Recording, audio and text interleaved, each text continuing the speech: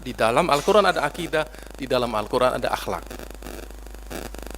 Nah, dari sinilah kemudian kita bisa membaca bahwa ada Islam dan rukunnya, ada iman dan rukunnya, ada ihsan dengan rukunnya yang tidak terbatas. Atau di dalam ilmu, ya, iman, ilmu, amal. Tiga hal ini ternyata adalah slice atau apa namanya, irisan-irisan, ya. Irisan-irisan dari Islam yang kemudian apabila kita buat seperti begini, ternyata ada sisi yang paling praktis adalah syariah. Sisi yang paling dalam daripada syariah itu adalah akidah. Yang lebih dalam lagi adalah akhlak. Dari keseluruhannya itu dibungkus dalam sebuah terminologi yang kita kenal sekarang ini adalah sebuah pandangan hidup, nadhariyatul Islam atau ru'yatul Islam. Jadi kita mempunyai syariah, punya akidah, punya akhlak. Nah, ketika berbicara akhlak di sini, ya, kita berbicara mengenai pengetahuan, mengenai amal, mengenai kerja-kerja sosial, mengenai kerja ritual. Nah, sekarang pertanyaannya, apakah akhlak kita ini sudah komprehensif? Ada orang yang berbuat baik, tapi perbuatan baiknya tidak berdasar kepada keimanan. Ada yang syariatnya betul, ya, rukun imannya benar dikerjakan, perilakunya tidak sesuai dengan keimanannya. Nah, worldview inilah yang menggulung keseluruhannya itu dan bisa mendeteksi di mana seseorang itu errornya ketika melakukan kemaksiatan intelektual tadi. Di sini worldview lah yang bisa mengukur. Akidah susah untuk mengukur itu. Jadi sekarang ada terminologi baru yang bisa mendeteksi penyakit intelektual, bisa mendeteksi penyakit mental, spiritual, dan moral. Namanya worldview. Dan worldview tidak bisa mengkafirkan orang. Ya. Worldview tidak perlu mengkafirkan orang. Worldview cukup mengatakan bahwa Anda error di dalam memahami Islam. Tidak kafir. Makanya sering saya katakan orang yang seperti begitu itu adalah kafir epistemologis. Tamadun Islam. Jadi tiga hal inilah yang akan mewarnai peradaban Islam dan sudah mewarnai itu. Ya. Kalau kita lihat, di dalam Al-Quran ada ayat-ayat yang berkaitan dengan ilmu, ada ayat yang berkaitan dengan keimanan, ada ayat yang berkaitan dengan akhlak atau amal-amal sosial.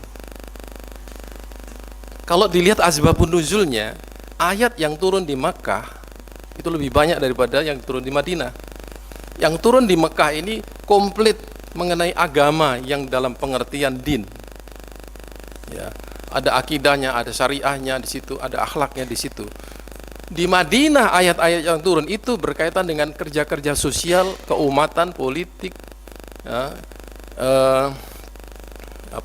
ayat yang berkenaan ukhuwah Islamiyah itu turun ternyata di Madinah.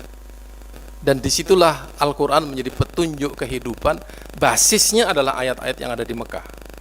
Tapi seorang orientalis dengan pandangan sekulernya itu sangat aneh.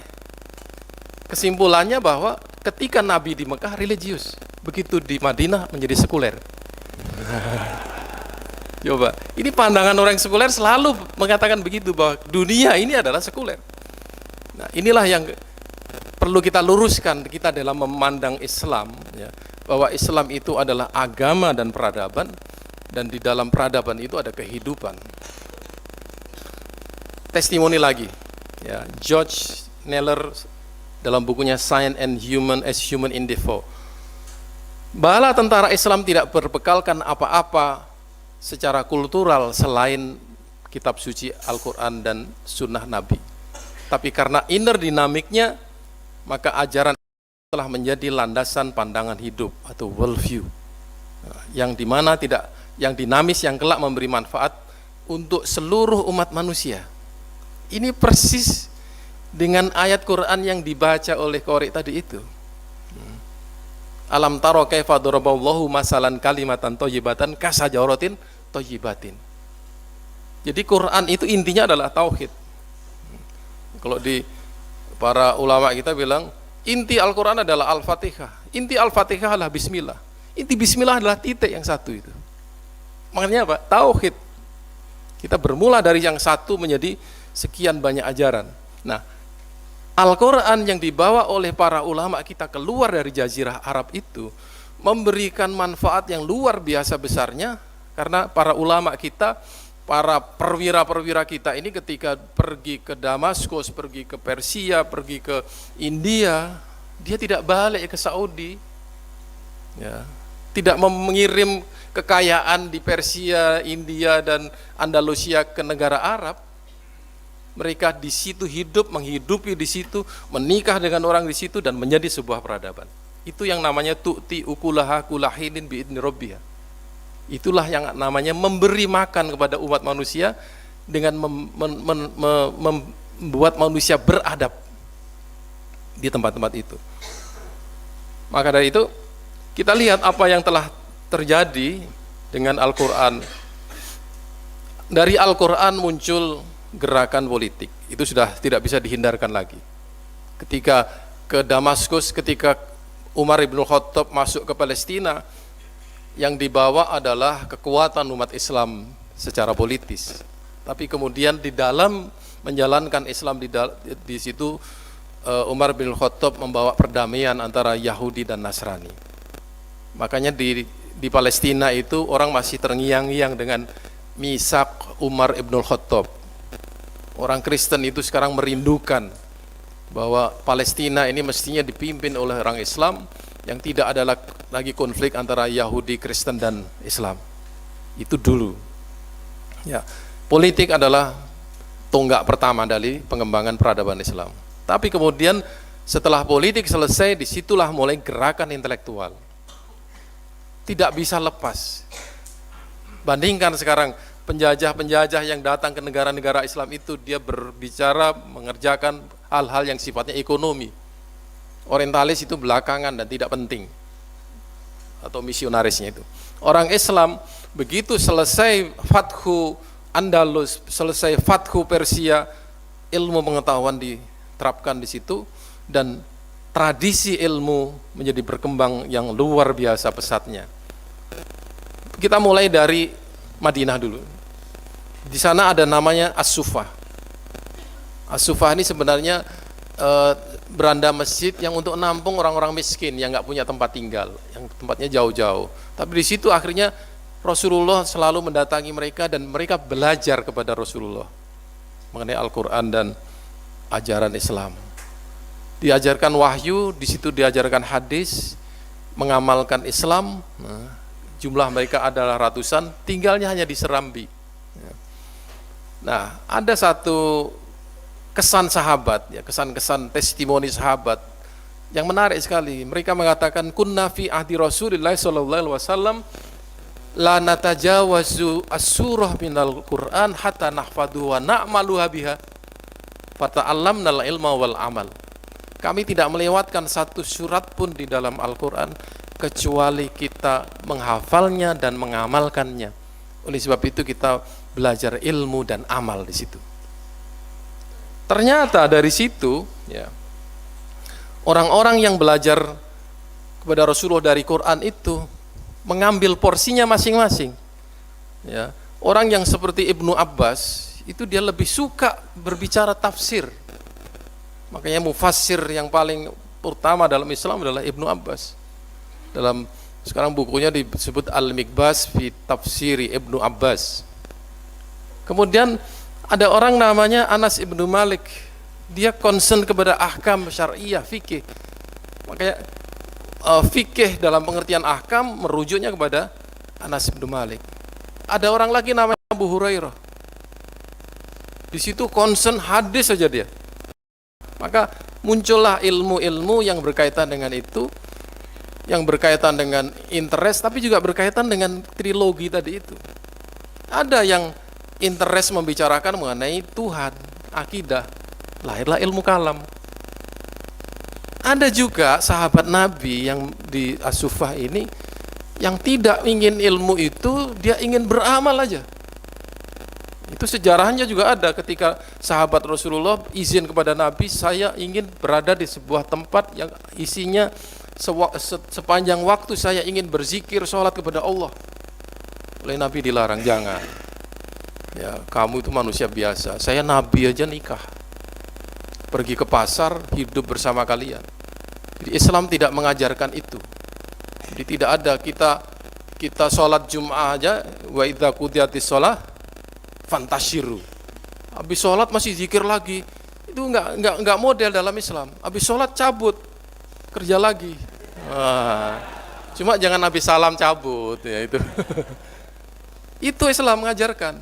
Jadi kita tidak diajarkan untuk melakukan seperti itu. Tapi ada sahabat-sahabat Nabi itu yang kalau dia sholat, dia selalu lebih banyak daripada yang lain. Dia berzikir lebih banyak daripada yang lain. Dia tidak doyan dunia, tidak ingin mengatakan sesuatu yang mengandung dosa dan seterusnya. Itulah cikal bakalnya orang sufi. Cikal bakalnya ilmu tasawuf. Dia menjadi ilmu akhirnya. Jadi ini adalah sebuah tradisi yang secara natural muncul sebagai sebuah ilmu. Tradisinya belajar sama Nabi biasa. Ya. Maka dari situ timbul disiplin ilmu fikih, tafsir, hadis, ilmu kalam, tasawuf. Ya. Nah, sekarang kelanjutan daripada tradisi di zaman Nabi adalah zaman sahabat. Zaman sahabat itu ada kutab, ada katatib, ada maktab. Ini seperti sekolah TK ya, tapi intensif itu. TK tapi hafal Quran, tahfidz Al-Quran. Itu zaman segitu sudah ada. Maka ada yang umurnya 5-7 tahun, ada yang umurnya 12-17 tahun ya. Diajar oleh guru-guru ya, di tempat-tempat di dekat masjid. Ya. Guru itu digaji setiap bulan. Ya. Ini TK zaman dulu gitu ya. Kemudian seorang yang disebut dengan guru itu apabila dia di rumah, dia disebut dengan muaddib. Ya. Muaddib itu seperti guru gitu ya. Cuma istilahnya adalah adab. Kira-kira alatas menggunakan istilah ta'dib itu dari sini kira-kira. Jadi muaddib itu tidak hanya mengurusi ilmu, tapi mengurusi juga akhlaknya. Makanya kemudian para khalifah itu memanggil anak-anak, memanggil muaddib ini ke rumahnya untuk mendidik anak-anaknya 100%. Terserah mau diapakan anak saya, pokoknya kamu harus mengajarkan adab dan ilmu pengetahuan kepada anak saya. Ini tradisi di istana zaman dulu. Ya. Tidak terbayang di istana kita sekarang ini akan terjadi seperti itu. Syekh ya, ada lagi halakoh di masjid. Ini tradisi yang lama sekali dan menghasilkan. Di masjid itu banyak syekh yang ada di pojok-pojok membawa kitab masing-masing, membawa ilmu masing-masing. Ada yang mengajarkan syariah, ada yang mengajar akidah, ada yang mengajar tafsir, ada yang mengajar bahasa Arab, ada ilmu kalam dan lain sebagainya. Tradisi itu ternyata berjalan lama di dalam sejarah Islam. Dan biasanya orang yang mengikuti halakoh syekh-syekh itu kemudian menjadi ulama. Orang yang suka ikut pengajian Imam Syafi'i akhirnya menjadi salah seorang tokoh di dalam madhab Syafi'iyah. Beda dengan pengajian kita majelis taklim kan. Majelis taklim itu bertahun-tahun menjadi anggota terus. Ya. Kalau zaman dulu anggota majelis taklim dia menjadi ulama, ketika gurunya meninggal dia menggantikan. Itu bedanya dulu sama sekarang. Ya. Kemudian ada majelis khalifah. Ini majelis eksklusif. Dalam sejarah ilmu kalam ya, itu ada satu event ketika khalifah memanggil mutakallim suruh berbicara masalah Tuhan, masalah akidah, yang itu menjadi sebuah momen penting bahwa kalam resmi menjadi sebuah ilmu dengan nama ilmul kalam. Gara-gara ada seminar di salon namanya, di istana ini. Nah, Majelis ini di istana dipimpin oleh khalifah langsung. Ya, tidak terbayangkan seorang presiden di Indonesia memimpin sebuah pengajian. Tidak terbayangkan. Paling dia akan jadi anggota pendengar setia aja. Nah, di situ yang dibicarakan apa? Yang dibicarakan ilmu pengetahuan. Ini jarang-jarang loh. Ya, seorang presiden. Nah, di Qatar ini menarik juga. Ibunya Sultan yang sekarang ini, namanya Moza, itu sering ikut kuliah di Qatar Foundation. Kalau dia ingin sesuatu, dia masuk di situ, dia kuliah. Ini menarik ini. Ya. Makanya Qatar sekarang ini menjadi negara yang solid ya, dan cerdas di dalam menata pembangunannya. Di dalam istana dibicarakan masalah-masalah nahwu, fikih, dan ilmu kalam. Nah, kemudian yang diundang itu orang-orang khusus, ya, orang-orang yang dikenal oleh khalifah dan ilmunya sangat tinggi. Di dalam pembicaraan itu juga tidak ada perdebatan, ya, tidak akan ngomong kecuali ditunjuk oleh khalifah. Jadi adab itu betul-betul dijaga dengan baik, ya, adab seorang alim, adab seorang khalifah. Nah, kemudian anggota dari salon itu apabila dia menulis buku, oleh khalifah akan diberi gaji bayaran yang sangat tinggi. Jadi penghargaannya luar biasa. Oke. Rumah para ulama. Rumah-rumah itu juga ya, menjadi tempatnya orang mencari ilmu, tempat orang memberikan ilmu. Ya, tradisinya di Baghdad itu orang suka membeli buku, orang datang diskusi di rumahnya, itu jadi sebuah kebanggaan bagi dia. Nah, seorang ulama di Baghdad itu ya, rata-rata mempunyai koleksi 400.000 buku.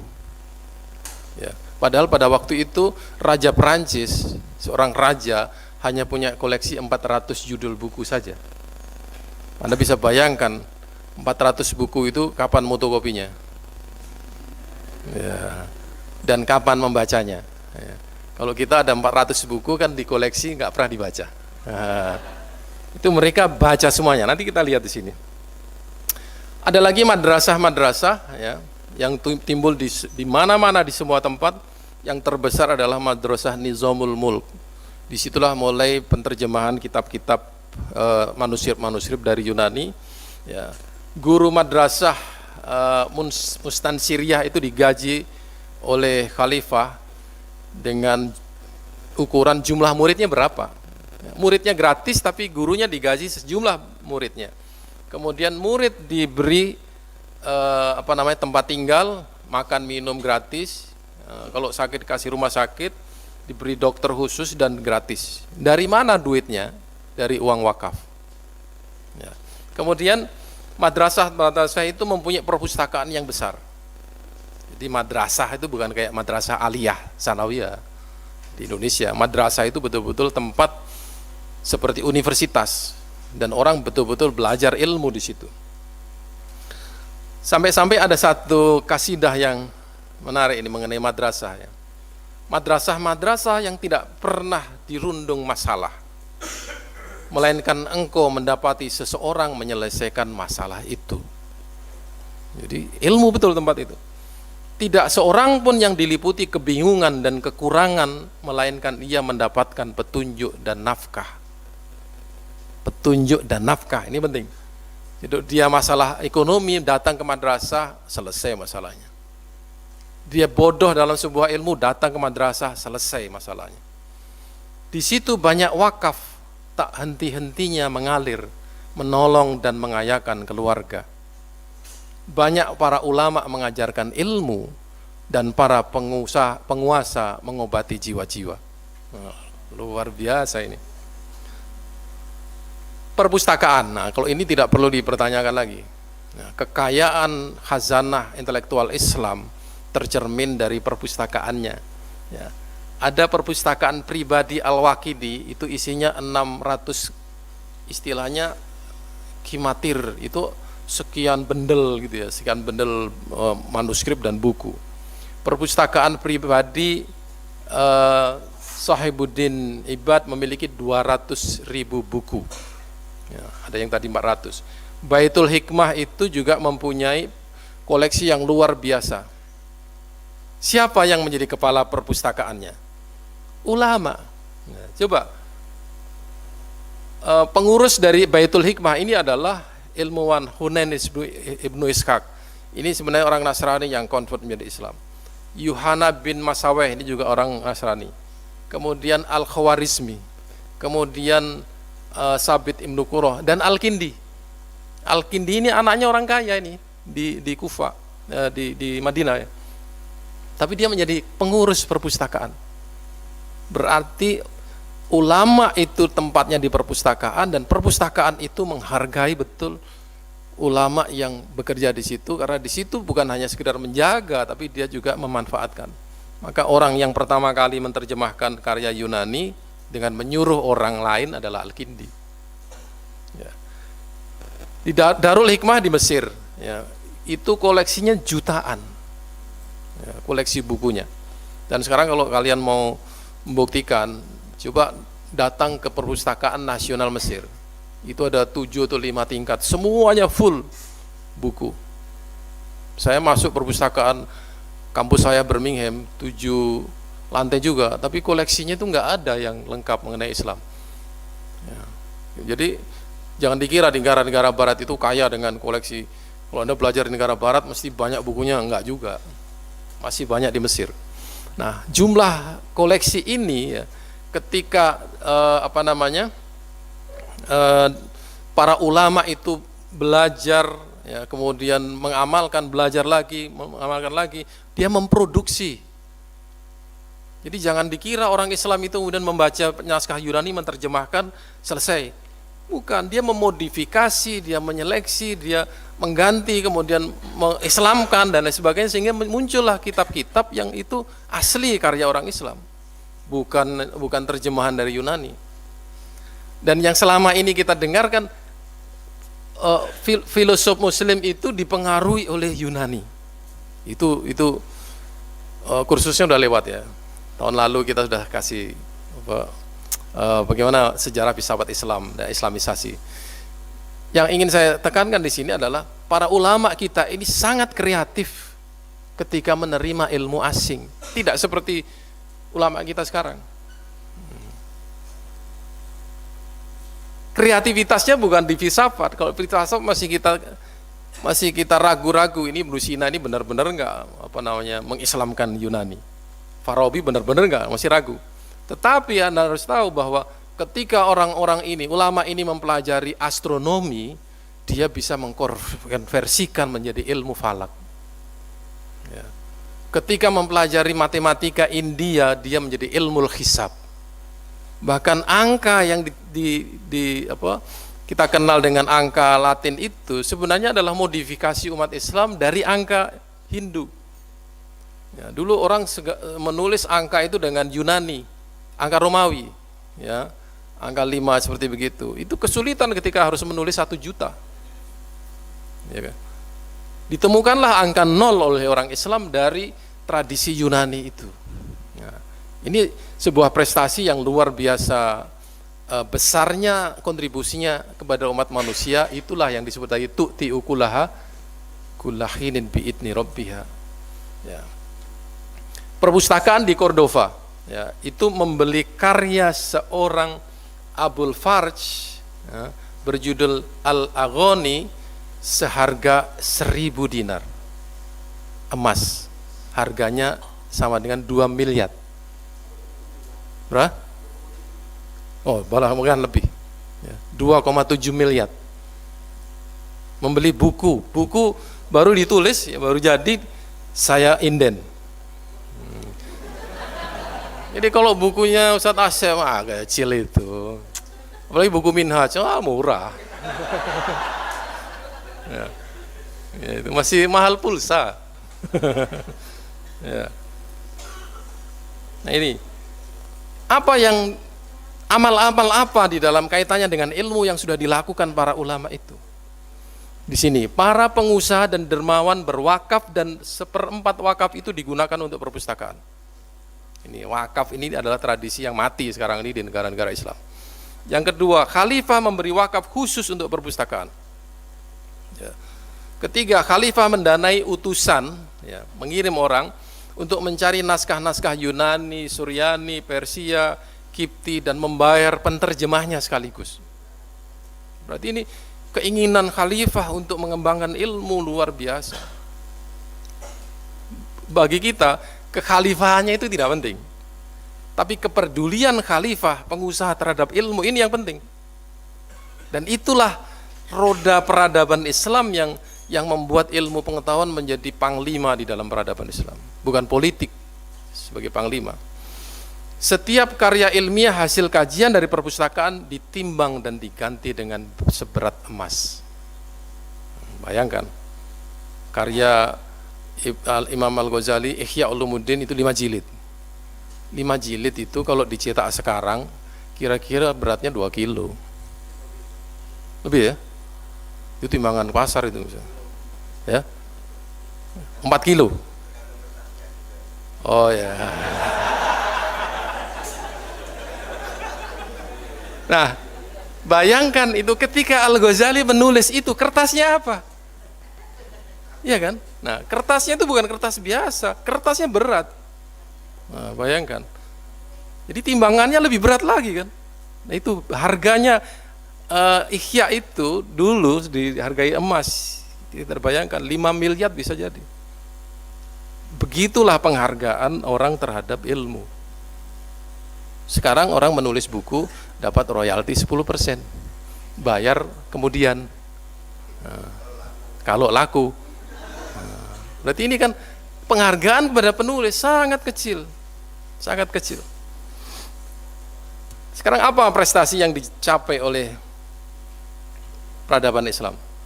Dalam History of the Arab, di situ ditulis, di Spanyol umat Islam telah memperkasai gerakan intelektual yang membuat Spanyol Islam dari abad 9 sampai ke 11 menjadi salah satu pusat kebudayaan Islam. Kemajuan dalam bidang seni, sastra, ilmu agama, sains, filsafat, tata kota, dan lain-lain telah mempesona orang-orang Kristen yang akhirnya mereka terdorong untuk meniru gaya hidup orang Islam. Ya. Karena jumlah mereka cukup banyak dan membentuk kelas sosial tersendiri, akhirnya mereka disebut dengan musta'rib. Musta'rib ini ke Arab-Araban. Supaya dianggap intelektual, ganti pakaiannya pakaian Arab. Ya, berjubah, kemudian pakai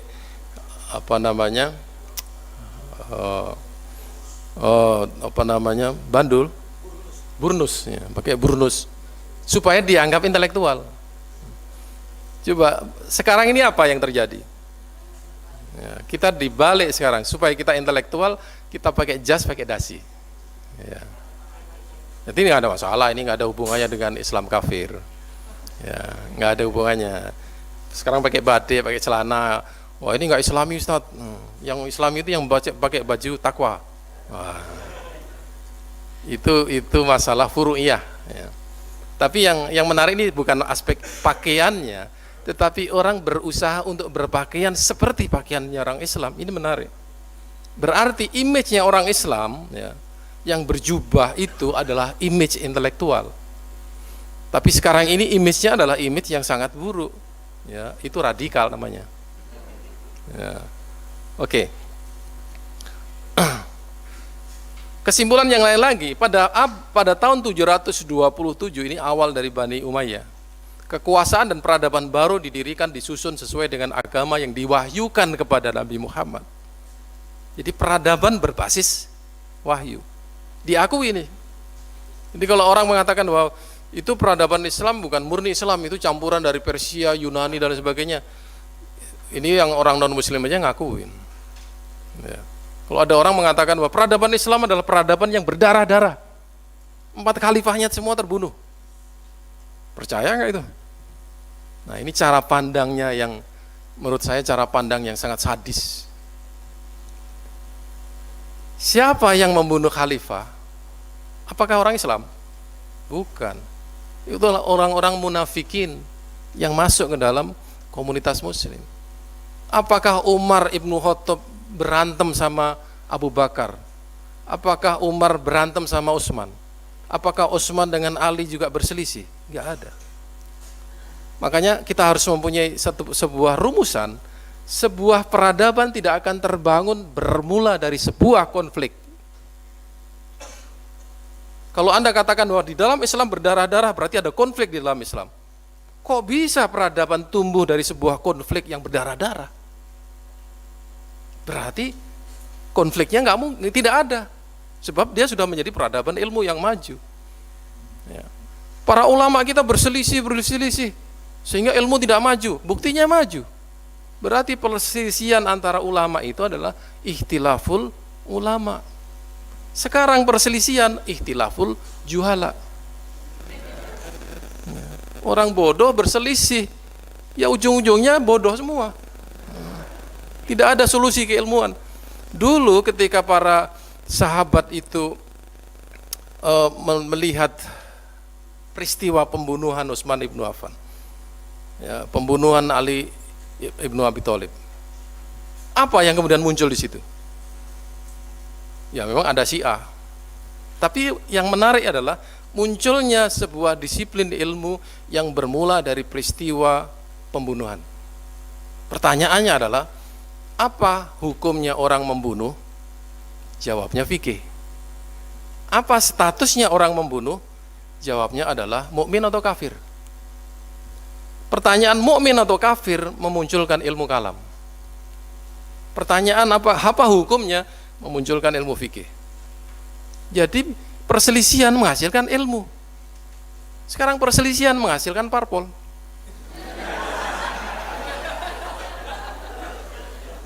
Problem itu ya. Nah, dengan munculnya peradaban Islam, Mesir dapat dipersatukan secara politis, administratif, ekonomis dengan Persia dan India. Jadi dulu ada dikotomi timur dan barat itu, Persia dan Romawi. Tapi begitu Islam masuk, Persia itu sudah diislamkan, ya. Kemudian Damaskus, tempat Romawi itu diislamkan, menjadi bagian daripada kesultanan atau kekhalifahan Islam. Itu hebatnya Islam. Dan semuanya menggunakan bahasa Arab. Itu kira-kira yang kemudian ditiru oleh Inggris dengan istilah Commonwealth-nya. Dan itulah yang ditiru Inggris, menyebarkan bahasa Inggris sebagai bahasa internasional. Kita sudah melupakan bahasa internasional Muslim seharusnya adalah bahasa Arab. Tapi kita sekarang tidak semua orang memahami bahasa Arab. Dan yang lebih menyedihkan lagi, tidak suka dengan orang Arab. Padahal Nabi kita orang Arab. Itu yang kemudian oleh Al-Atas disebut dengan intellectual confusion. Kearifan para ulama. Ini Sufyan ibnu Uyainah, seorang ahli hadis, ini membuat satu peringatan yang menarik sekali untuk kita simak. Waspadalah dengan bahaya orang alim yang suka maksiat, ya, dan ini berarti ada kemaksiatan intelektual yang tadi kan, ya, dan ahli ibadah yang jahil, ya, alias bodoh. Bahaya keduanya adalah bahaya bagi orang banyak. Siapa yang merenungkan bahaya yang menimpa umat sekarang ini, maka asalnya dari dua golongan ini, ya. Jahil berarti tanpa ilmu, ya. Alim tapi suka maksiat tanpa iman, ya kan? Problem peradaban kita adalah miskinnya ilmu dan miskinnya iman. Ilmu dalam pengertian ini adalah ilmu yang berkaitan dengan wahyu. Kegigihan para ulama kita. Ibnu Aqil mengarang kitab Al-Funun sebanyak 800 jilid. Ini gila ini. Ya, gila dalam arti luar biasa, ya. Ada yang mengatakan 400 jilid.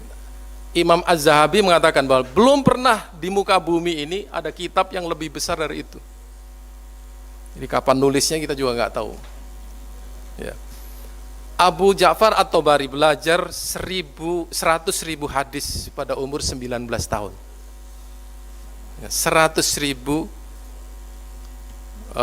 hadis. Kalah itu one day one juice itu. Nggak ada apa-apanya, itu baru baca doang. Ini ngapal ini. Kemudian buku Tarikh Tabari itu ditulis pada umur 11 tahun, dia sudah mulai membuat catatan. Ya, setiap hari dia menulis 8 halaman folio. Dari 11 tahun, 50 tahun kemudian baru lahir buku Tarikh Tabari. setelah 50 tahun. Jadi nggak ada masalah nulis buku itu lama, yang penting kan terbitnya. Bagi yang sedang S2 dan S3, ya, saya ingin pesankan, ya, menulis tesis atau disertasi itu tidak penting, yang penting selesainya. Ya. Judulnya apa terserah, ya. Sempurna dan tidak sempurna terserah, sistematis atau tidak terserah, yang penting selesai. Daripada Anda ideal, pokoknya sistematis, teoritis, berpuluh-puluh tahun nggak selesai, ngapain? Diuji juga enggak. Ya, orang mau nguji Anda udah males, akhirnya DO kan. Ya, di situ. Ya, tulis ya. Kalau Anda memang ingin serius mencari ilmu, Anda harus betul-betul konsisten dengan menulis. Ya.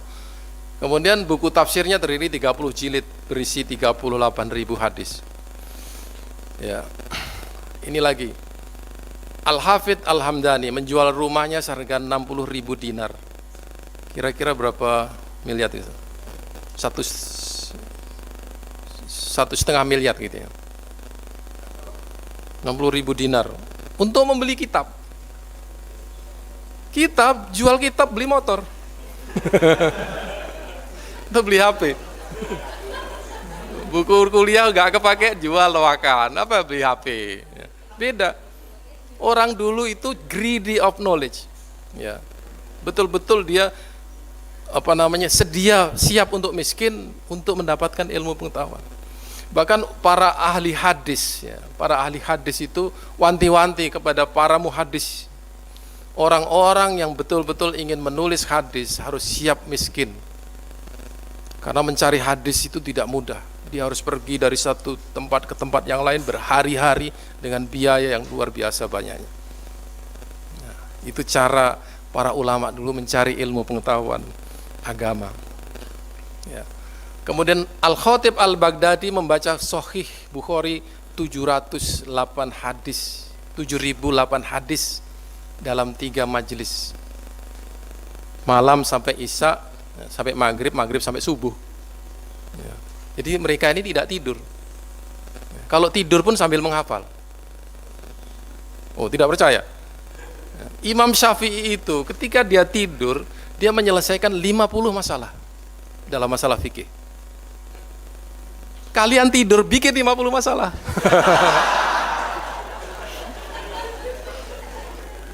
Beda kita sama Imam Syafi'i, kelas kita itu bukan kelas ulama itu. Dan Imam Syafi'i itu, ya, ditanya, bagaimana Anda mencari ilmu? Ketika saya mencari ilmu, seluruh badan saya ini menggigil. Semua telinga, mata, hati saya khusus saya konsentrasikan mencari ilmu. Saya mencari ilmu itu seperti saya mencari anak saya yang sedang hilang. Luar biasa. Makanya Allah karuniakan dia ilmu yang luar biasa yang tidak pernah dimiliki orang sebelumnya. Dia menghasilkan kitab usul fiqh, kaidah yang tidak terbayangkan oleh orang sebelumnya. Dan orang sekarang ini bingung sampai mengatakan kita terjerat oleh kaidah Imam Syafi'i dan tidak bisa keluar daripadanya. Kenapa tidak bisa keluar daripadanya? Anda tidak lebih pintar dari Imam Syafi'i. Nah, di situ kelebihannya para imam kita, para ulama kita zaman dulu itu. Hafidz Zainuddin Al-Iraqi membaca 26.000 hadis dalam 30 pertemuan. Ya. Ibnul Jauzi sepanjang hidupnya telah membaca lebih dari 20.000 jilid kitab. Jadi tidak ada waktu kecuali membaca. Akhirnya apa? Ulama-ulama kita ini menghasilkan kitab-kitab, ya, yang itu adalah bidang studi atau disiplin ilmu. Ya, ada yang matematika, ada yang astronomi, ada falsafah, ada yang fisika, ada yang optik. Ya. Optik itu penemunya pertama adalah Ibnu Haysam. Ya. Kalau Anda bilang bahwa kamera itu dari barat, laptop dari barat, Anda jangan lupa salah satu yang menyumbang ilmu laptop dengan kamera adalah ulama kita Ibnu Haysam. Tanpa ilmu optik dari orang Arab, tidak akan ada kamera. Jadi kita tidak kemudian dikatakan kita mencela, mengkritik Barat, tapi kita pakai produk dari Barat. Siapa bilang dari Barat? Laptop ini dari Islam. Sebagian ilmunya. Ya, ini. Kemudian ada yang menekuni astronomi, ada yang menekuni matematik. Itu secara otomatis orang itu mempunyai minat masing-masing. Tiba-tiba Ibnu Sina yang filosof itu minat dengan kedokteran. Ya. Kalau ditanya mengenai akidah, dia akan berbicara mengenai teori ketuhanan. Tapi ditanya mengenai manusia, dia bicara mengenai kedokteran. Itu ulama kita zaman dulu seperti begitu. Itu adalah prestasinya. Tapi kemudian itu berakhir. Ya, tradisi ilmu di dalam Islam itu berakhir dengan runtuhnya Abbasiyah. Berakhirnya kenapa? Genghis Khan ini, Hulagu Khan ya, orang Mongol ini menghabiskan semua sumber peradaban Islam. Ulamanya dia bunuh, perpustakaannya, bukunya dia bakar. Ya. Orang-orang yang suka ilmu itu dikejar-kejar dan dihabisi semuanya, tidak ada yang tersisa. Nah, ulama-ulama kita melarikan diri. Ada yang ke Damaskus, ya, ada yang lari ke Mesir. Sehingga pusat-pusat ilmu pengetahuan pasca jatuhnya Baghdad itu hampir mati. Seorang ulama yang muncul setelah itu namanya Ibnu Taimiyah. Dia dari Haran. Haran itu adalah daerah Turki sebelah utara kalau nggak salah itu. Dia lari ke Damaskus dan di situ dia menulis buku Ar-Raddu 'alal Mantiqiyin. Masih menulis. Kemudian sesekali dia ke Mesir. Ya, Ibnu Taimiyah ini orang yang suka mengkritik. Jadi siapapun dikritik termasuk pemerintah. Karena dikritik oleh pemerintah masuk penjara. Keluar penjara ngeritik lagi, masuk penjara lagi. Itu memang Ibnu Taimiyah ini hobinya mengkritik orang. Ya. Tapi girohnya Ibnu Taimiyah juga tinggi. Ketika ada sebuah kemaksiatan atau kemusyrikan, dia ikut. Bahkan dia pernah berperang melawan Mongol di Ain Jalut. Saya tidak tahu di sebelah mana itu. Itu dia ikut berperang di situ. Ya. Seorang ulama ikut berperang, bayangkan. Ya. Istilahnya orang ini suka dengan demo, ya. Tapi beda dengan demo anak-anak sekarang. Orang sekarang ini demo, habis itu pulang istirahat. Ulama kita dulu habis memerangi kemaksiatan, pulang nulis buku dia. Kalau dia nulis WhatsApp kita, update status.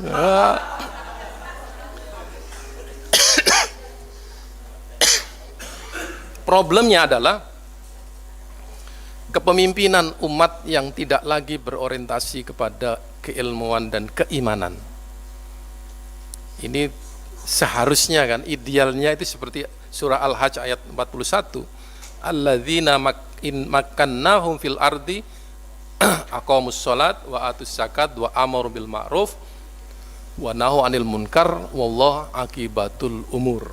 Kalau Anda sudah mengerjakan itu, Allah serahkan kepada Allah apa yang akan terjadi. Tapi lama kelamaan kekhalifahan di dalam Islam itu tidak lagi konsisten dengan keimanannya. Ya, kita lihat di sini.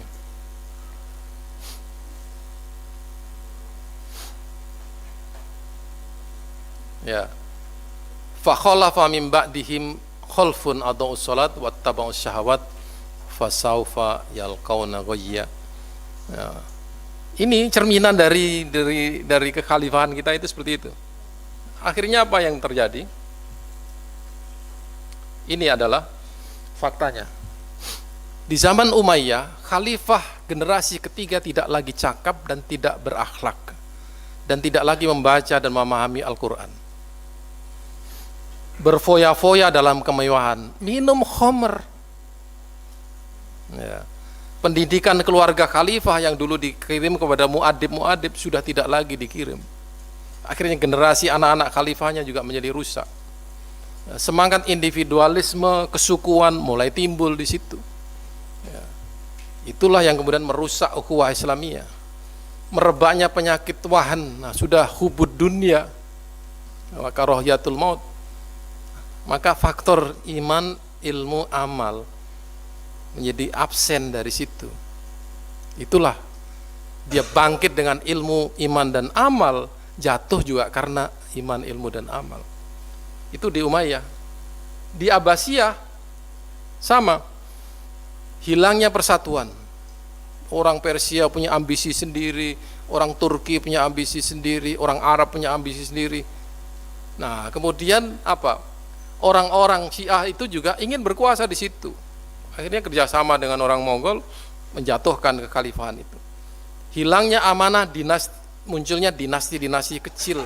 Ini juga merupakan sebuah citra ambisi.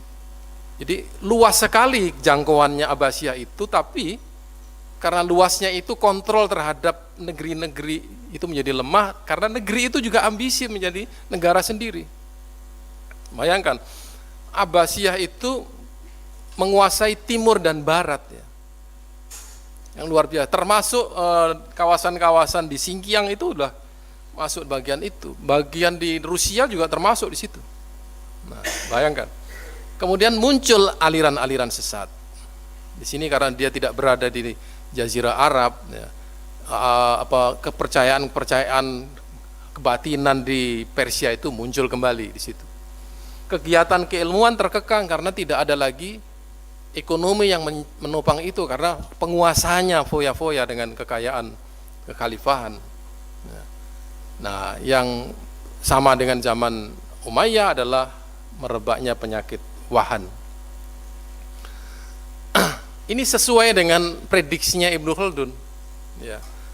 Sebuah peradaban runtuh ya, apabila individunya sudah tidak lagi mentaati hukum. Ya, masyarakat sudah menipu, mencuri, ya, kemudian orientasinya adalah untuk mencari nafkah. Materialisme sudah muncul di situ. Jiwa manusia dikerahkan berpikir, mengkaji cara-cara bagaimana mencari nafkah. Sekarang juga terjadi. Masyarakat lebih suka berbohong, berjudi, melanggar sumpah. Suka membuat hoax. Nah, itu zaman sekarang. Lagi-lagi di situ faktor iman, ilmu, dan amal. Faktor penguasanya, ya, penguasa sudah menindas dan tidak adil, ya, dan berlebih-lebihan menarik pajak kepada, dan itu kasus terjadi sama dengan jatuhnya Romawi. Kalau Anda bicara the fall of Roman Empire, salah satu sebabnya adalah pajak yang terlalu tinggi ditarik oleh Romawi kepada orang-orang sampai di Turki, di Damaskus dan lain sebagainya itu. Begitu Islam datang, akhirnya mereka lebih suka Islam daripada Romawi yang selalu menarik pajak yang tinggi itu. Kemudian yang problem lagi di situ, penguasa ikut di dalam kegiatan ekonomi rakyat. Ini kriteria Ibnu Khaldun. Penguasa ini sebenarnya dia mensejahterakan rakyat. Tetapi ketika penguasa ingin berkaya raya seperti seperti rakyatnya, dia ikut bersaing dengan rakyat. Ini bukan penguasa namanya. Rendahnya komitmen masyarakat terhadap agama terjadi di situ. Jadi iman, ilmu, amal pada seorang figur itu sudah semakin jarang ditemukan. Nah, yang paling penting kata Ibnu Khaldun, menggunakan pedang dan pena secara salah. Penguasa menangkapi ulama, penguasa membunuh ulama, membunuh saingannya di dalam kekuasaan, itu sudah biasa terjadi. Nah, inilah yang kemudian menyebabkan jatuhnya peradaban. Tapi ada lagi faktor takdir Tuhan. Ini nggak bisa disalahkan ini. Ya, saya pernah naik pesawat terlambat 4 jam. Ya, pesawat itu belum datang dari Qatar. Kemudian saya tanya, saya ini harus komplain ini. Saya minta kompensasi. Gitu. Manajernya pintar ya. Ini karena cuaca. Jadi cuaca itu urusannya Tuhan. Minta kompensasi sama Tuhan. Sialan batin saya.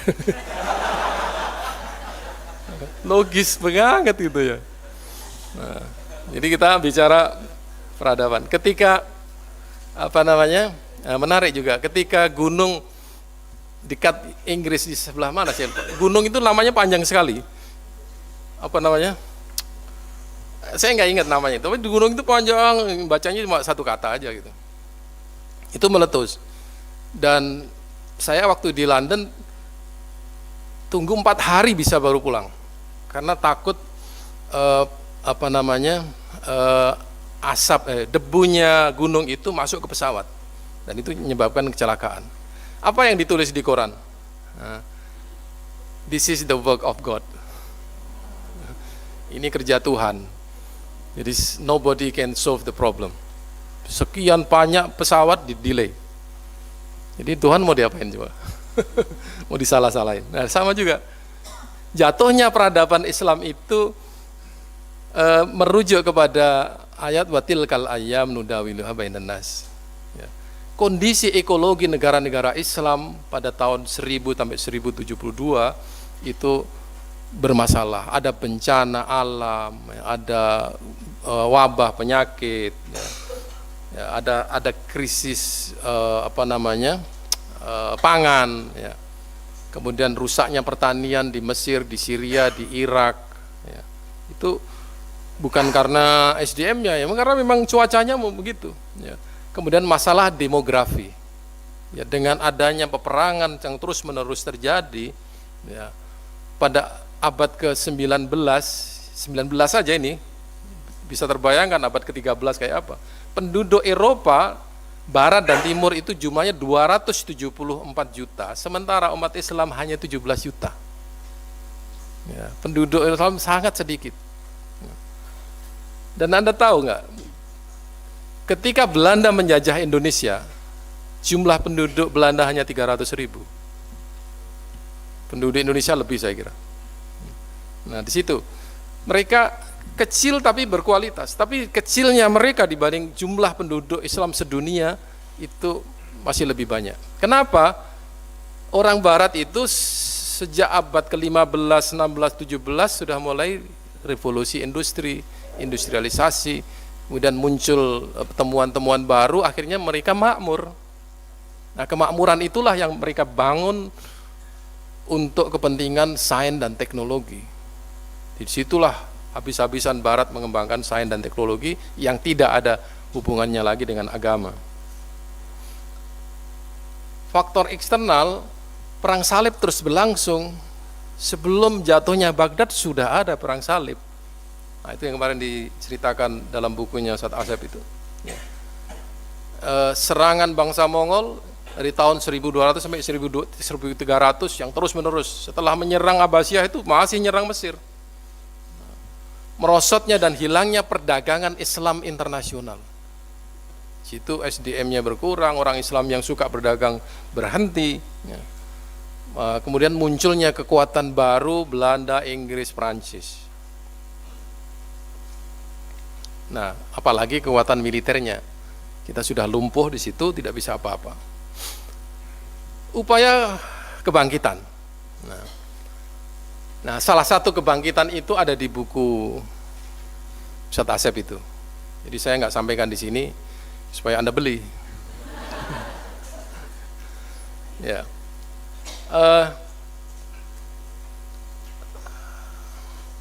Peradaban dimulai dari ilmu, ini kata Ibnu Khaldun. Ya. Sebuah peradaban muncul pertama dari ilmu, kedua harus ada konsep sosialnya untuk membuat sebuah kelompok politik ataupun kekuatan militer. Kemudian harus ada etos, ya, harus semangat hidup. Kalau bangsa tidak ada semangat hidupnya, dia tidak akan menjadi sebuah peradaban yang besar. Singkat aja ini kita, ada upaya-upaya untuk memperbaharui peradaban Islam. Muhammad bin Abdul Wahab ini tercatat sebagai seorang pembaharu. Ya, ini yang kemudian dituduh sekarang Wahabi itu. Ya. Nah, memang concernnya adalah akidah dan syariah. Kemudian Waliyah Dahawi mulai berpikir mengenai bagaimana politik yang Islami, demokrasi yang Islami, bagaimana mengkritik bid'ah supaya orang Islam lebih maju lagi. Ali Pasha di Mesir abad ke-18 dan 19 mulai mengintegrasikan sains dan agama. Sudah ada kesadaran-kesadaran itu. Ya, Rifah Tahtawi ya, itu berpikir mengenai bagaimana ajaran Islam itu lebih dinamis dalam kehidupan di masyarakat. Jamaluddin Al-Afghani dia berpikir bagaimana membangkitkan politik Islam dengan ide pan-islamismenya. Ya. Kemudian Muhammad Abduh, ini seorang pemikir rasional, ya, dia membuat sekolah pemikiran. Ya. Kemudian akidahnya, buku akidahnya itu terkenal akidah yang sangat mudah difahami, tapi juga ada gerakan politiknya. Rashid Ridho ya, juga mengikuti gurunya ini, ya, dia sangat menghargai sains dan teknologi, kemudian menghapuskan bid'ah dan khurafat.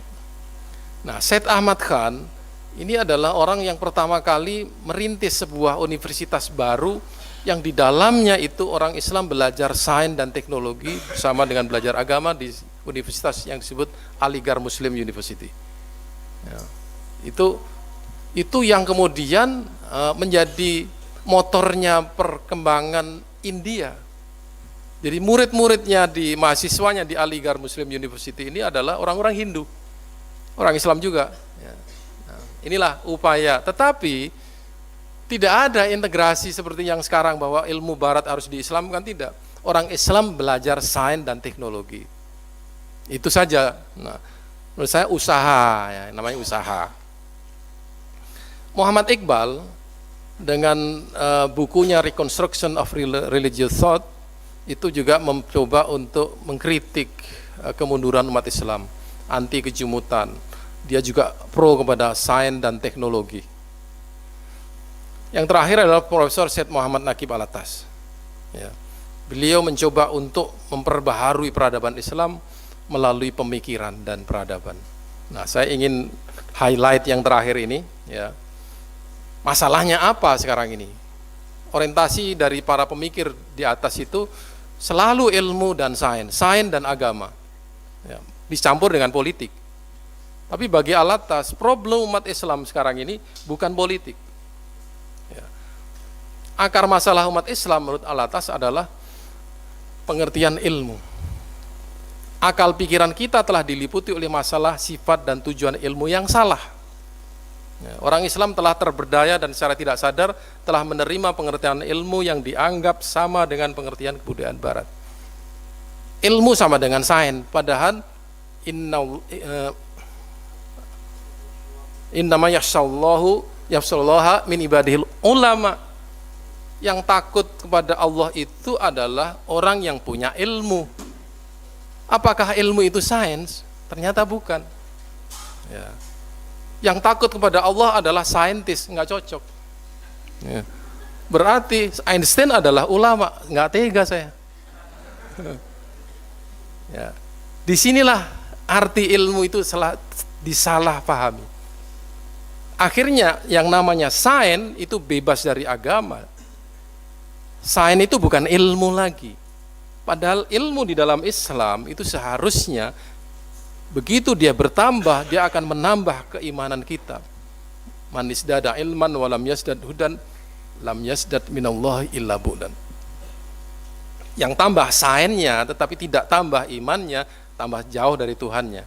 Tapi sains dalam pengertian itu adalah ilm, bukan physical science. Nah, problemnya apa? Worldview Barat, ya, yang harus diakui bahwa Barat adalah sekuler dan liberal, ya, itu telah menghasilkan sains dan teknologi, telah menghasilkan sistem ekonomi, telah menghasilkan politik, budaya, ideologi, ya, sosialisme, kapitalisme dan sebagainya. Ini adalah disiplin ilmu yang sudah diwarnai oleh worldview Barat. Oleh sebab itu, ilmu di Barat itu tidak netral. Ya. Kalau Anda masih mengatakan netral, Anda harus berkali-kali datang ke INSIS. Ya. Kalau Anda masih bilang ilmu di Barat itu netral, ya, Anda harus ketemu kuburannya Thomas Kuhn. Tanya sama dia. Seorang saintis saja yang dari Barat dia mengatakan bahwa ilmu tidak netral. Dia diwarnai oleh basic belief para saintis. Makanya sebenarnya paradigma itu sebenarnya adalah kepercayaan para saintis terhadap sebuah epistemologi. Nah, di sini ilmu yang lahir di Barat itu berbasis worldview, ideologi, kepercayaan, basic belief orang-orang Barat. Ya. Kalau itu masih sains, pure sains, sedikitlah errornya itu. Tapi kalau udah social science, ya, itu udah sains yang sudah diwarnai oleh berbagai macam kepercayaan, ideologi, faham-faham kemanusiaan, humanisme dan lain sebagainya. Jadi psikologi yang dipelajari di negara Barat, ya, itu tidak cocok dipelajari oleh seorang Muslim. Apalagi sekarang ini, semua psikolog di Barat mengatakan LGBT adalah normal. Ya. Dijawab oleh seorang profesor muslimah, LGBT adalah fitrah dan sunnatullah. Itulah kemaksiatan intelektual. Ya. Itu kemudian sains, teknologi, ekonomi, politik, budaya, ideologi itu masuk ke dalam ranah peradaban Islam yang berbentuk pendidikan, masuk dalam ekonomi umat Islam, masuk budaya orang Islam, masuk ke dalam informasi dan lain sebagainya. Akhirnya worldview umat Islam ini tercampuri oleh worldview Barat yang kita tidak sadar. Tiba-tiba seorang Muslim mengatakan dengan tegasnya, jangan mencampur agama dengan politik. Ya. Bahkan ada yang hapuskan pelajaran agama di sekolah-sekolah. Bahkan ada yang mengatakan agama tidak membuat orang lebih bermoral. Agama justru merusak moral orang. Coba, cara berpikirnya sudah sangat sekularistik. Dan cirinya orang sekuler adalah memisahkan agama dari ilmu, agama dari politik. Apa kita mau bilang itu netral? Ya. Kalau Anda bilang netral, nggak bisa berubah juga. Ya. Oke, kita berpikir terbalik. Kalau ilmu itu netral, ilmu Islam bisa nggak dipakai di Barat? Ya, katanya netral. Oke, sekarang ilmu mawaris dalam Islam itu sangat luar biasa canggihnya. Tolong diterapkan di negara Barat karena ini netral. Ya, suruh orang Barat menggunakan syariah Islam fil mawaris. Kalau mereka mau berarti Anda betul. Kalau mereka tidak mau berarti Anda salah. Dan saya yakin mereka tidak akan mau. Ya. Atau ilmu-ilmu yang lain, ya, ilmu ahkam syariah misalnya, ya. Kita mengharamkan minuman keras karena minuman keras itu tidak menyehatkan. Kita jangankan ke Barat, di Indonesia aja perda syariah udah dianggap anti NKRI. Perda itu juga namanya juga bukan perda syariah. Perda itu melarang berjudi, melarang prostitusi, melarang minuman keras. Begitu dikaitkan dengan syariah menjadi perda syariah. Padahal itu undang-undang di dalam Indonesia juga melarang perjudian, melarang pelacuran, melarang minuman keras. Itu yang disebut Ustaz Henry dari Islamfobia yang sangat kafah. Worldview umat Islam kemudian seperti ini. Ya. Ketika orang Islam berbicara sains dan teknologi, bicara ekonomi, bicara politik, budaya, dia sudah berbicara seperti namanya orang-orang Barat berbicara mengenai itu semuanya. Terus apa yang harus kita lakukan? Ya, kita harus berubah. Ya, worldview yang mewarnai ilmu pengetahuan kita ini harus worldview Islam. Karena dengan cara begitu, Alatas menjuluki orang ini adalah orang yang loss of adab. Adab itu ada ilmunya, ada akhlaknya di situ. Ya. Dan orang itu orang yang kehilangan adab. Orang yang kehilangan adab itu adalah orang-orang yang kemudian menjadi tidak adil pada diri sendiri.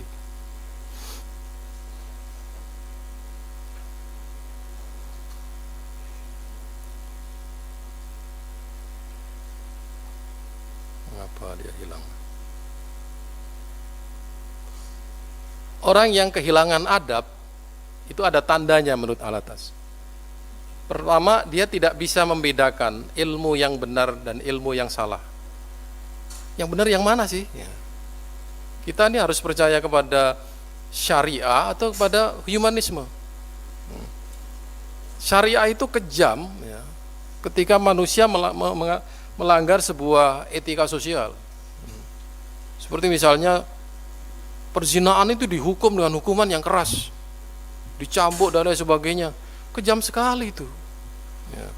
Maka dibuat ijtihad baru ya. Bagaimana berzina itu legal gitu ya.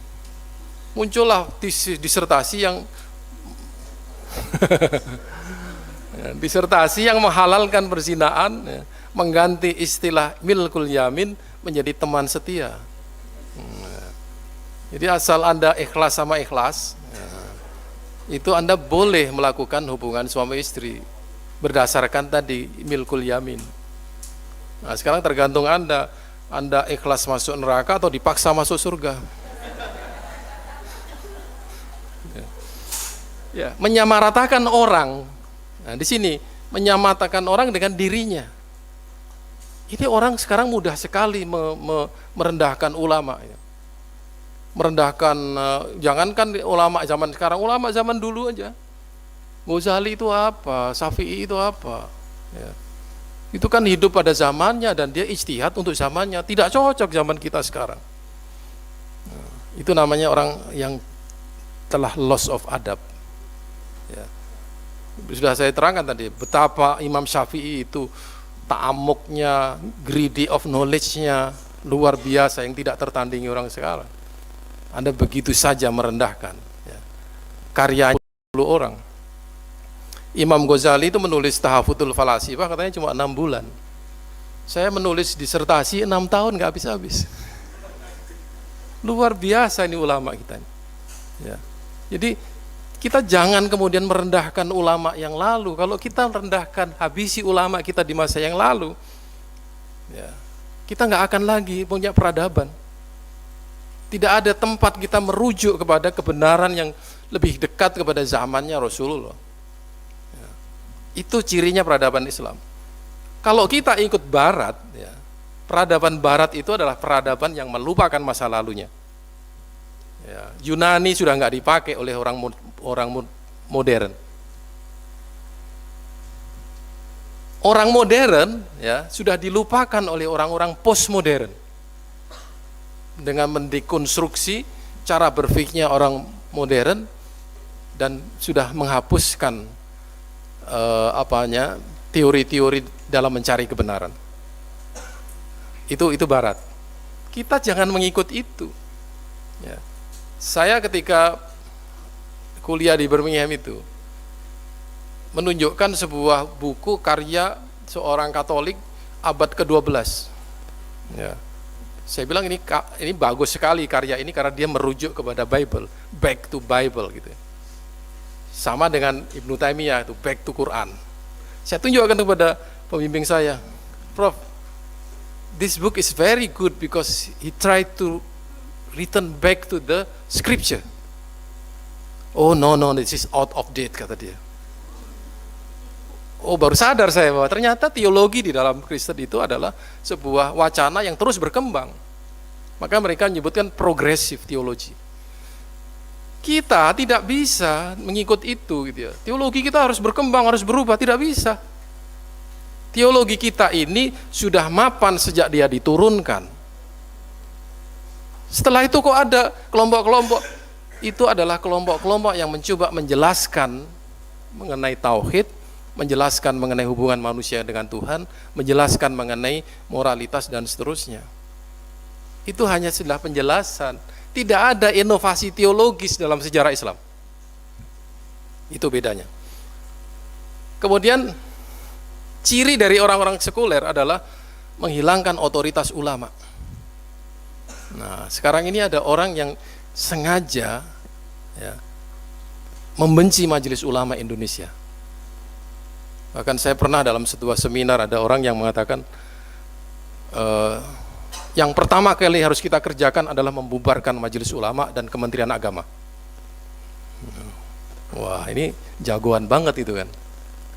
Kenapa dia begitu? Saya berpikir lama itu. Kenapa dia benci sekali dengan Majelis Ulama? Karena dia tidak suka dengan otoritas. berarti dia adalah sekuler kafah. Sekuler kafah, tidak suka otoritas, tidak suka agama, tidak mau diatur-atur. Dia ingin menciptakan agamanya sendiri. Ya. Muhammad Iqbal juga menyadari hal itu. Selama 500 tahun ya, kita menjadi beku. Ya, dulu pemikiran Eropa itu mendapat inspirasi dari Islam. Tapi kemudian Islam bergeser ke Barat, tapi begitu Barat itu menguasai, dia telah membelenggu gerakan umat Islam. Ya, dan masuk ke dalam sisi terdalam kultur Islam. Maksudnya apa? Maksudnya Barat yang sudah sekulerkan ilmu-ilmu Islam dari zaman Abbasiyah dan Umayyah itu, dia membuat ideologi baru, pandangan hidup baru yang dimasukkan ke dalam kultur umat Islam sehingga umat Islam menjadi tidak berdaya di situ. Itu sebenarnya apa yang saya sering katakan sebagai the intrusion of worldview. Masuknya aspek-aspek worldview asing ke dalam worldview umat Islam. Maka perlunya apa? Islamisasi. Maka Al-Atas kemudian bagaimana mensikapi sains dan teknologi yang begitu pesat berkembang di Barat itu? Tidak ada masalah. Kita perlu melakukan Islamisasi ilmu pengetahuan kontemporer atau ilmu pengetahuan modern. Kenapa? Ilmu pengetahuan itu modern itu tidak bebas nilai sebab dia dipengaruhi oleh pandangan, keagamaan, kebudayaan, filsafat yang mencerminkan kesadaran Barat. Umat Islam perlu mengislamkan ilmu pengetahuan itu. Tadi sudah saya bilang, sains, teknologi, ekonomi, politik sudah tidak netral lagi. Maka dari itu, kalau Anda sebagai seorang Muslim, Anda harus melakukan proses itu dengan cara apapun. Nah, sekarang bagaimana apa yang ditawarkan oleh Al-Atas untuk melangkah ini? Adalah dengan cara membuang aspek-aspek Barat yang ada di dalam setiap disiplin ilmu. Tetapi ada yang tidak dibuang ketika dia kompatibel dengan Islam. Jadi kita nggak sama sekali anti kepada Barat. Kita bersifat critical to the Western discipline of knowledge. Kritik aja. Kalau nggak sesuai kenapa tidak dibuang ya? Kalau sesuai kenapa nggak diambil? Ini kesalahpahaman orang terhadap makna Islamisasi itu di situ. Dikira Islamisasi itu sama dengan Kristenisasi. Jadi misionaris gitu. Bukan, Islamisasi ini bukan ideologi, bukan agama, ini adalah epistemologi. Bicara mengenai konsep. Karena konsep itulah sekarang ini yang mempengaruhi umat Islam dan kemudian mempengaruhi cara bekerjanya orang Islam. Nah, apa yang diislamkan? Metode, aspek yang berkaitan dengan nilai moral, interpretasi tentang asal-usul alam, klasifikasi ilmu dan sebagainya.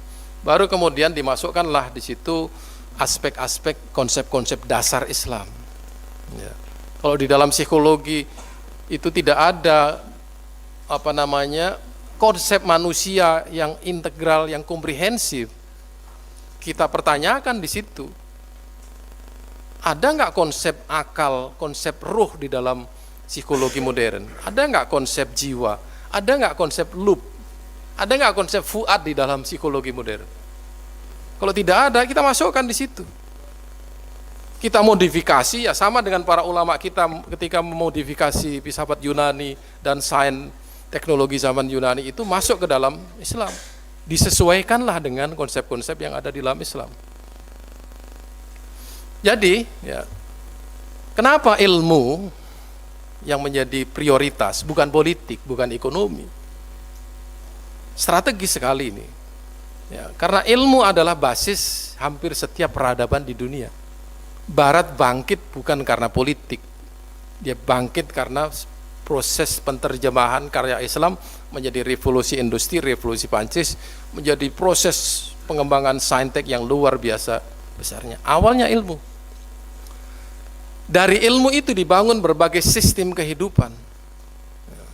Ada orang yang belajar khusus politik aja, ada yang belajar psikologi, ada yang belajar teknologi saja. Akhirnya semua masyarakat bergerak di situ menghasilkan karya-karya, menghasilkan produk, dan produk itu untuk kehidupan. Sayangnya pengembangan saintek di Barat itu sudah terpisah dari gereja, sehingga ketika dia maju menjadi peradaban yang canggih dalam sains dan teknologi, agama tertinggal di belakang.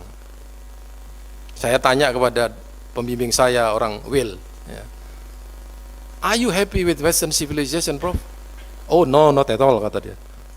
"Why?" "Because Western civilization grow and develop without religion." Oh, di situ. What do you mean, saya katanya gitu. Ini kasih contoh. Bosnya coklat Cadbury itu kan di Birmingham itu ya. Dia menyumbang 200 juta pound untuk membangun perpustakaan. You know, he contribute 200 million pound not because he is Christian, only because he is a rich man. Oh, di situ. Kan simple aja kan. Sama loh, kita kemarin sama dalam bedah buku kemarin saya bilang, kalau Anda sebagai muslim, apapun yang Anda kerjakan harus lillahi ta'ala. Lupa niat itu batal, itu amal itu. Coba nyembelih lupa baca bismillah, kami diharam itu. Ya. Kemudian dengan ilmu suatu peradaban akan menjadi kuat. Makanya Barat itu dengan gampang aja dia membuat istilah knowledge is power. Power itu bukan kekuatan, bukan kekuasaan. Dengan ilmu Anda bisa berkuasa. Makanya bahasanya Barat kepada orang Islam, know your enemy. Know itu knowledge ya. You should have knowledge about your enemy. Kamu harus punya ilmu dari musuh kamu. Musuh kamu itu siapa? Orang Islam. Kuasai ilmunya orang Islam. Anda akan bisa menguasai orang Islam. Nah, di situ sekarang sedang berjalan. Sekarang disertasi, tesis di Barat itu, ya sudah nggak bisa lagi, kayaknya susah menulis tokoh Islam tradisional, misalnya Ghazali, Farabi, itu nggak bisa. Sekarang harus menulis aerial studies, Islam in Indonesia, Islam in Malaysia, Islam in Sunda. Itu bagi mereka penting. Kenapa? Kajian Islamic Studies harus bisa dipakai untuk political policy. Di situ. Makanya kita kalau belajar di Barat harus hati-hati. Kemudian masalahnya, ilmu yang harus dibangun dalam peradaban Islam itu bukan sekedar ilmu yang tidak berbasis pada agama seperti saintek di Barat, tapi harus berbasis iman dan berdampak kepada amal. Ini tidak mudah gitu ya. Tidak mudah. Kenapa tidak mudah ya? Perbaiki dulu konsep ilmunya. Kalau Anda menjalankan sains dan teknologi berbasis kepada saintek yang ada di Barat atau mengembangkan ilmu humaniora, ekonomi yang ada di Barat, kemudian Anda terapkan di dalam Islam, dia tidak akan menjadi peradaban Islam. Dia menjadi peradaban Barat. Ekonomi kita ini adalah ekonomi kapitalis. Makanya kita westernized sekali gitu. Begitu kita kenalkan ekonomi syariah, kita susah mendapatkan nasabah dari bank syariah itu. Sampai sekarang itu baru 2,5%. Padahal penduduk mayoritas adalah Muslim. Maka langkah yang penting adalah, ini poin terakhir, rekonstruksi konsep ilmu dengan melakukan proses dewesternisasi, integrasi dan islamisasi, pemberdayaan pendidikan Islam, ya, di mana ilmu pengetahuan kita olah, memberdayakan universitas Islam dengan ilmu iman dan amal. Universitas bukan hanya sekedar tempat di mana kita belajar ilmu, UTS, UAS, wisuda, selesai. Itu universitas sangat komersial. Ya, yang penting meluluskan. Ya, sebanyak-banyaknya Anda wisuda, itulah yang menunjukkan kemajuan sebuah universitas. Tapi kualitas lulusannya seperti apa? Strategi kita bagaimana sih membangun itu? Harus mulai dari tradisi ilmu. Ya, maka di sini, ya meskipun komunitasnya ini nggak lebih dari 100, tapi saya berharap setiap orang ini harganya 1.000 orang gitu ya. Ya. Artinya Anda bisa menyebarkan lagi ya konsep-konsep keilmuan ini ke dalam masyarakat yang lebih luas lagi. Komunitasnya kecil, tapi potensial, ya, kemudian berkualitas. Ini tradisi ini harus hidup di mana-mana. Makanya kita ada network di Solo, ada di Jogja. Ini Mas Anton datang dari Jogja. Ada kelompok studi namanya Bentala. Bentala apa? Nusantara. Bentala Nusantara. Di Surabaya ada Impas. Di Bandung ada Pimpin. Di mana? Di Malang ada Itkon namanya.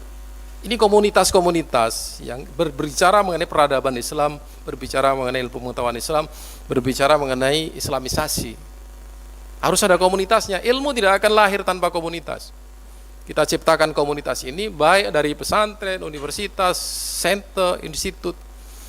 Harus mempunyai tradisi ilmu itu. Barulah kemudian tercipta komunitas. Nah, komunitas ini belum terdiversifikasikan. Kita baru ada komunitas AILA yang mengcounter ide-ide gender. Ini masih kerjanya mengcounter. Suatu saat dia harus menciptakan sebuah konsep, ya, bagaimana keharmonisan gender di dalam Islam. Yang laki dan perempuan mempunyai peran masing-masing yang berbeda tapi surganya sama. Itu masih banyak yang harus kita kerjakan. Nah, kalau bisa kelas-kelas di INSIS ini menjadi kelas komunitas gitu ya, yang kemudian menghasilkan. Kalau bisa hasil karyanya dibayar dengan emas. Ya, Mas Asep, Mas Henry. Ya, ya, ya, kita berdoa sama Allah kan. Mudah-mudahan ada orang yang ngasih dana riset buat orang, buat INSIS. Jadi Anda duduk di sini, ya nggak usah mikir apa nafkah, Anda diberi nafkah oleh sebuah dana wakaf.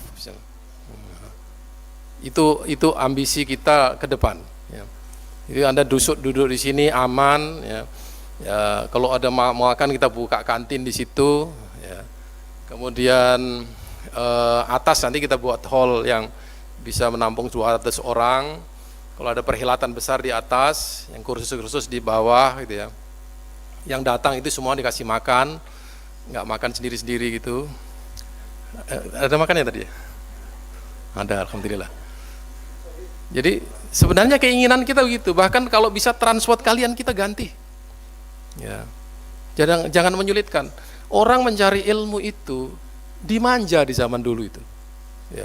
Ketika orang masuk ke kedokteran, ya, dia dikasih tikar, dikasih lampu, kemudian dikasih uang bulanan, kemudian dikasih fasilitas. Kalau dia sakit, dia bisa ke rumah sakit, dan orang tuanya yang kekurangan dana itu dia masuk rumah sakit, dia dibayar ketika dia sakit.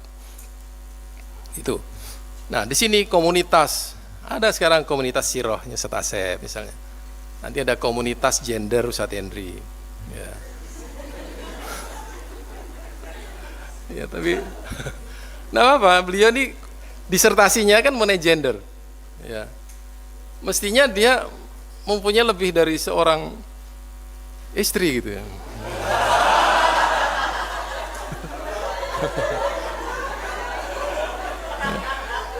Ya, ini guru aja ini. Ya. Ya. Ustadz Asep juga begitu yang akan menggantikan Ustadz Henry. Ya. Dia harus meniru jejaknya Ustadz Henry. Ya. Aktif di sini, kemudian kalau bisa nggak usah pulang, Ustadz. Orang dulu itu lupa menikah karena mencari ilmu, bayangkan. Ya, kalau bisa lupa pulang rumah karena aktif di INSIS. Baik, strategi kita adalah mengembangkan dulu tradisi itu. Jadi jangan kemudian Anda tersiksa karena mencari ilmu. Ini kita balik sekarang, kita menikmati ilmu betul-betul, kita sibuk dengan ilmu pengetahuan karena tinggi pahalanya. Dari situ muncul komunitas. Nah, komunitas ini kalau bisa solid, ya, yang datang ke INSIS ini, ya, semakin hari semakin pinter. Kalau bisa Anda memproduksi buku, kita terbitkan di sini. Kalau Anda mau tiap hari datang ke sini, kasih tempat. Ya, Anda menulis di sini, sementara tidak ada insentifnya. Tapi kalau Anda ingin sabbatical di sini, kita kasih tempat. Nah, kalau misalnya ada orang yang ingin menyumbang produksi Anda buku, kita carikan. Itu seharusnya, idealnya, ya, itu lembaga-lembaga itu seperti begitu. Nah, muncul kemudian di situ komunitas ini melakukan proses islamisasi, muncullah disiplin ilmu baru. Sekarang yang muncul baru ekonomi. Ke depan harus muncul psikologi Islam, muncul sosiologi Islam, bahkan muncul fisika Islam. Ya. Sistem-sistem kehidupan masyarakat kita, ya, ekonomi kita berbasis ilmu pengetahuan, politik kita berbasis kepada ilmu pengetahuan, masyarakat kita juga berbasis kepada ilmu, termasuk pendidikan kita. Kenapa pendidikan Islam sekarang ini masih kalah dengan pendidikan lembaga pendidikan non-muslim? Karena SDM di dalam pendidikan Islam kurang. Ilmu kita mendidik juga anak-anak juga masih sangat lemah. Ya.